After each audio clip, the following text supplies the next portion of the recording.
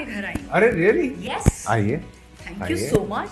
Oh my God, आते ही बहुत सारे, कोई 20-30 अवार्ड्स। माशाल्लाह।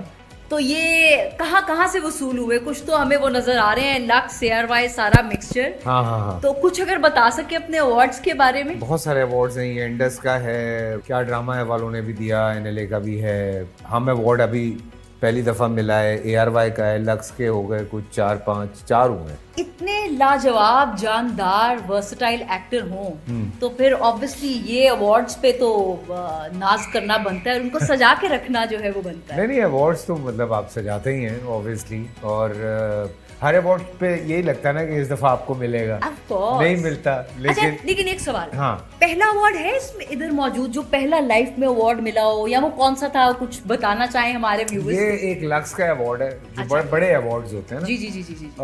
तो वो मैं और तुम पे मिल गया था, और हम हंस रहे थे अच्छा। कि मतलब लाइक एक सीरियस कैटेगरी में बिल्कुल। एक कॉमेडी प्ले के एक कॉमेडी एक्टर को जो है वो बेस्ट एक्टर मिल जाए। तो पहले तो मुझे उन्होंने नामजद किया, वो एक बड़ा फनी बात थी। अच्छा। मुझे यकीन नहीं आ रहा था, क्योंकि आई स्टिल रिमेंबर कि मेरे ऑपोजिट जो कैरेक्टर्स थे उसमें आबिद अली साहब मरहूम, फिरदौस जमाल साहब, क्या बात साजिद हसन और नदीम साहब थे। वाह। और अवार्ड मुझे मिल गया था, और मैं हंस रहा था। मैंने कहा यार मतलब इन ऑल द लेजेंड्स एक राइजिंग लेजेंड भी मौजूद। हाँ, मतलब क्या कह सकते हैं अब, तो बिल्कुल। आप अंदाजा लगा लें। जबरदस्त। मैं तो मोटिवेशन लेके जा रही हूँ कि अल्लाह हमें भी इतने अवार्ड्स नहीं, नसीब अवार्ड करे। मिले ना मिले कोई फर्क नहीं पड़ता, बस काम करते हैं। रिवॉर्ड मिलना चाहिए। बिल्कुल, बिल्कुल। आइए। Thank you, thank you. हाँ वाओ यार, सम अमेजिंग पेंटिंग्स। हाँ, पेंटिंग्स का शौक है, लेकिन ये सना को पसंद ये आ कोई गई थी। टर्किश पेंटिंग है हाँ, या क्या, हम इजिप्शियन कुछ?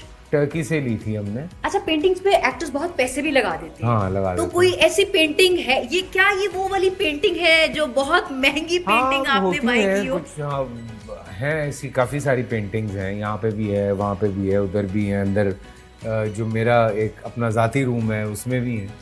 क्या बात। तो काफ़ी सारी ऐसी पेंटिंग हैं। जबरदस्त। खुद पेंटिंग करने का शौक नहीं है? नहीं, बिल्कुल भी नहीं। वो होता है ना, जैसे नहीं, मुझे नहीं। तो मेरे से लाइन भी सीधी नहीं लगती। नहीं, मैं तो माइक्रोवेव बनाऊं तो वो किसी की शक्ल बन जाती है। अल्लाह। और वाइफ उनको हाँ, आर्ट उसको से शौक है। रिलेटेड? मेरी बेटी जो है आयत, she is very good in painting, जबरदस्त। और वो she is into Japanese art, तो वो बहुत अच्छी पेंटिंग करती है। क्या बात है, क्या हाँ, बात है। आइए और मैं ना। देख सकती हूँ और चीजें भी, हाँ, हाँ। माशाल्लाह। सीधे हाथ पे आपके किचन, भरमार। ठीक है, उल्टे हाथ पे हम वो बैठेंगे। हम बाद में जाएंगे आइए, किचन की तरफ। आइए, आइए। पहले हम आपके लाउंज एरिया की तरफ अच्छा चलें, आ जाएं, बहुत बातें हो गई हैं, बैठिए प्लीज। Thank you.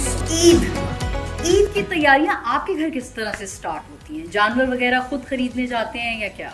नहीं, फैमिली के ये साथ? मेरे ख्याल से कोविड के बाद ना सिस्टम बड़ा चेंज हो गया है, और अब सीन यही है कि हमारी कोशिश ये होती है कि जानवर जो है वो पसंद कर लिया जाए, और पसंद करने के बाद उसको पालते हैं, और पालने के बाद 1 साल के बाद 8 महीने के बाद फिर उसकी कुर्बानी करते हैं।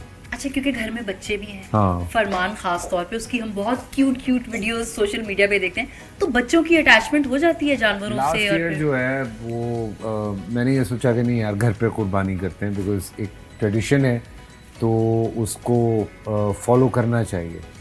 और उस चक्कर में मैं 4-5 दिन पहले जो है वो गाय ले आया, और मैंने कहा इस दफ़ा मैं घर पे कुर्बानी करूँगा। हालांकि बहुत आसानी होती है कि वहीं पे आप कुर्बानी करें, फार्म पे, वहीं पे गोश्त वोश्त बना के सारा आ जाता है, और फिर आपको बांटने में आसानी होती है। यहाँ पे वो हुआ ये कि फरमान साहब की 4 दिन में बड़ी दोस्ती हो गई, और हालांकि शी वॉज बिग, बट फरमान साहब उसके ऊपर लेट रहे हैं, खेल रहे हैं, हाथों से खिला रहे हैं। और जब कुर्बानी का वक्त आया तो मैंने हालांकि मैंने फरमान को बात बताई, बट वो क्योंकि ही वॉज 5 दैट टाइम, तो वो उसको अंडरस्टैंड ही नहीं कर पा रहा था। तो खैर हमने कुर्बानी की, तो वो भागा हुआ अंदर आया अपनी माँ के पास, आके कहता कि पुलिस को कॉल करें, मेरे बाबा ने मेरे फ्रेंड को काट दिया है।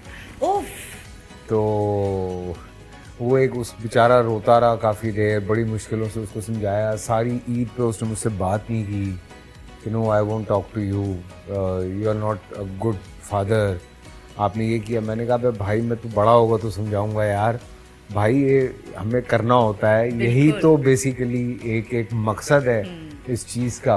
तो जब आपका बचपन था, आपका कोई ऐसा इमोशनल या फनी वाकया कुर्बानी के कनेक्शन से? हाँ, एज अ चाइल्ड आपकी एक अटैचमेंट ज़्यादा हो जाती है, और मुझे याद है कि कुछ एक आध दफ़ा मैंने भी किया है। और लेकिन हमारा वक्त ऐसा था अमर के हम तो इतना रोए धोए तो हमें तो 4 और पड़ जाती थी ना। चुप करो, तुम्हें क्या पता।